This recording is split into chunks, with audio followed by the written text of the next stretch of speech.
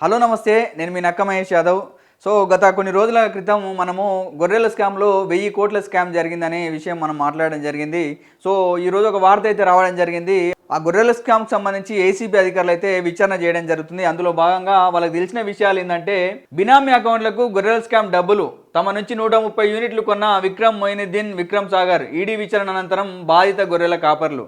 So 1000 కోట్ల వరకు అక్రమాలు అన్న విషయం మనందరికీ తెలిసిందే. దీంట్లో భాగంగా గొర్రెల స్కామ్లో 1000 కోట్ల వరకు అక్రమాలు జరిగినట్లు ఈడీ ఇప్పటికే గుర్తించింది. గొర్రెల స్కీమ్లో భాగంగా మధ్యవర్తులుగా ఉన్నవారు 2 కోట్ల వరకు స్వాహా చేసినట్టు ఏసీబీ పేర్కొన్నది. వీరితో కొందరు అధికారులు చేతులు కలిపి నిధులు పక్కదారి పట్టించారని దర్యాప్తులో వెల్లడించింది. ఏసీబీ దర్యాప్తు ఆధారంగా ఈడీ గొర్రెల స్కామ్పై విచారణ చేపట్టింది. సో చూడండి మిత్రులారా, రాష్ట్ర వ్యాప్తంగా సంచలనం సృష్టించిన గొర్రెల స్కామ్లో ఆంధ్రప్రదేశ్ రాష్ట్రం ప్రకాశం జిల్లాకు చెందిన 7 గొర్రెల కాపర్లు సోమవారం ఈడీ విచారణకు హాజరయ్యారు. అధికారులు వారి స్టేట్మెంట్ రికార్డ్ చేశారు. ఈ సందర్భంగా రైతులు ఈడీ కార్యాలయం వద్ద మీడియాతో మాట్లాడారు. తమ వద్ద నుంచి 130 యూనిట్ల గొర్రెలను విక్రమ్ మొయినుద్దీన్, డాక్టర్ విక్రమ్ సాగర్లు కొనుగోలు చేసినట్లు తెలిపారు.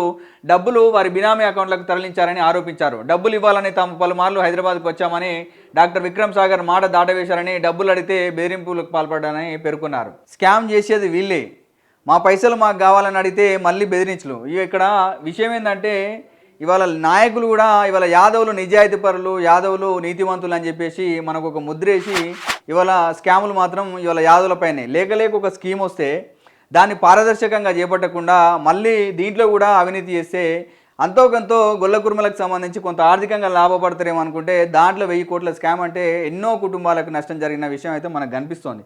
కాబట్టి సోదరులారా, ఇప్పటికైనా మనకు రావాల్సినటువంటి వాటా కోసం మనం కొట్లాడాలి, మనకు రావాల్సినటువంటి హక్కుల కోసం మనం కొట్లాడాలి, చట్టబద్ధమైనటువంటి పదవుల కోసం కొట్లాడాలి. ఇవాళ సంఖ్య చూస్తేనేమో బలంగా ఉంది, ప్రతి ఊర్లో ఉన్నాము, ఎక్కడ ఏ రాష్ట్రం పైన ఉన్నాము, దేశవ్యాప్తంగా ఉన్నటువంటి యాదవులు కనీసం ఇవాళ ఒక కాంగ్రెస్ పార్టీలో ఒక ఎమ్మెల్యే లేని పరిస్థితి ఉంది. తర్వాత మనకు ఒక నామినేటెడ్ పదవి కూడా ఇచ్చే పరిస్థితి లేదు.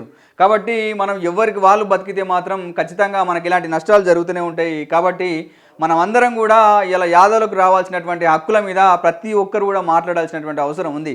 కాబట్టి ఇలాంటి స్కాములు జరిగితే యాదవులు తిప్పి కొడతారు, తర్వాత గవర్నమెంట్నే వడగొడతారనే భయం ప్రభుత్వాలకు ఉంటే ఇలాంటి స్కాములకు ఇవాళ ఎవరైతే అవినీతి చేపట్టారో అలాంటి అధికారులను కూడా శిక్ష వేస్తారు. కాబట్టి ప్రతి ఒక్కరు కూడా ఇలాంటి వార్తలపైన స్పందించాల్సినటువంటి అవసరం ఉంది. ఇలాంటి స్కాములు చేయాలంటే కూడా యాదవుల మీద చేస్తే వాళ్ళు ఊరుకోరు, వాళ్ళు ఖచ్చితంగా మాట అంటే తప్పరు. కాబట్టి మాకు ఓట్లు వేయరనే భయం కూడా ప్రభుత్వాలకు మనము సూచన చేయాల్సినటువంటి అవసరం ఉంది. కాబట్టి ఇలాంటి మరిన్ని వార్తలు మీ ముందుకు వచ్చే ప్రయత్నం చేస్తా. కాబట్టి యాదవ్ విజన్ ఛానల్ని సబ్స్క్రైబ్ చేసుకోండి, 10 మందికి షేర్ చేయండి.